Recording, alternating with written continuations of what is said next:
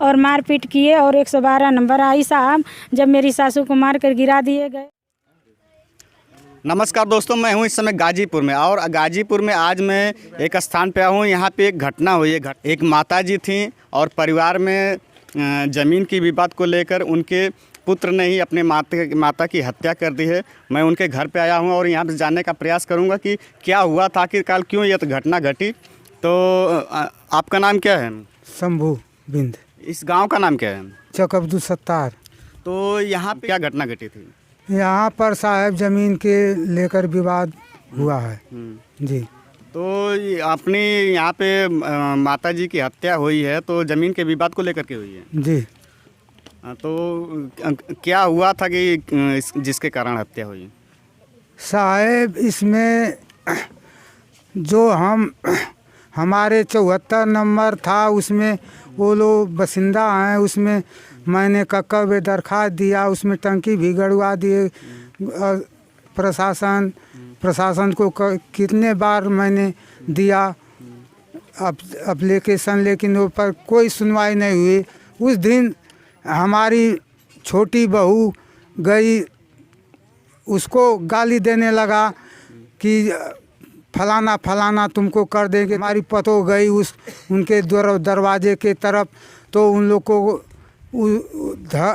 पकड़ करके उसकी औरत और उसके लड़के और हमारे पड़ोसी उनको मारने पीटने लगे।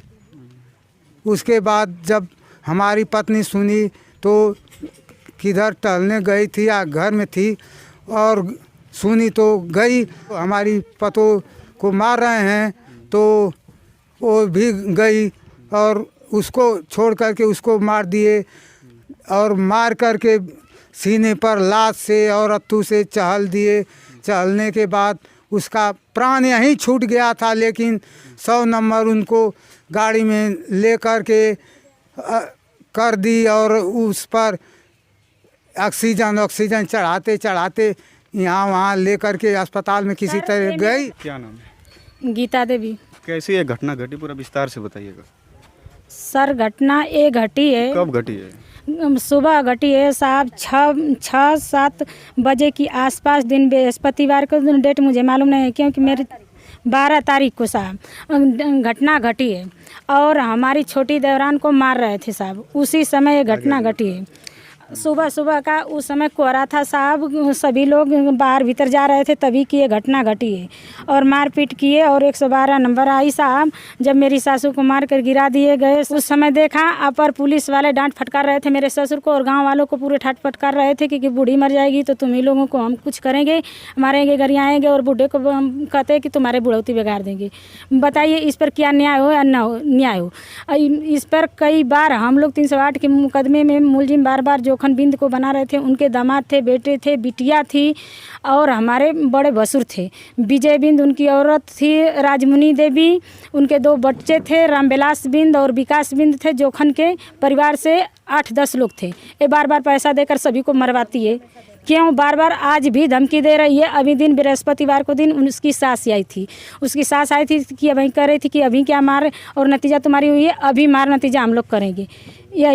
यही बार बोल रहे थे सर। और कह रही थी कि पहले इसको मारे, तब बुड्ढे को मारो, तब इनकी बहुओं को, तीनों को हम रान करेंगे। हाँ, इसकी पैसे को और इनकी जोर और शक्तियों को हम जो है पता लगाएंगे कि कितने इसके पास गुंडे हैं। साहब इतने हमारे साहब रहते तो हमारे सब मार के गिराए जाते। इसका न्याय क्यों नहीं मिलता है? पुलिस प्रशासन इसकी खोज खबर क्यों नहीं लेती है? हम लोगों में क्या कमी है, क्या परेशानी है, आप लोग बताइए। क्योंकि उसको डबल हिस्सा बार चाहता है कि दादा ने मेरे को दिए हैं और मैं इसकी पैदा हूँ तो भी लिए, तो जो भी इसको बराबर हिस्सा चाह रहे थे तो वो चोरी क्यों किए?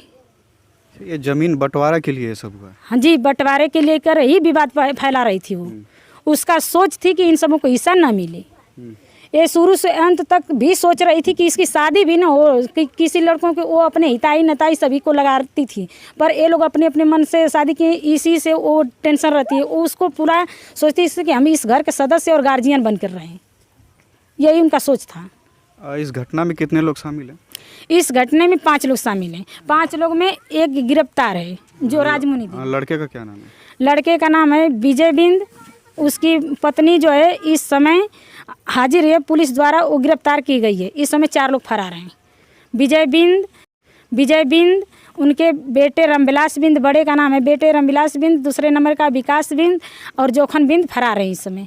अगले बार वाले झगड़े में जोखन के पूरे परिवार हैं साहब, और उनके बेटी दामाद तक ले हैं।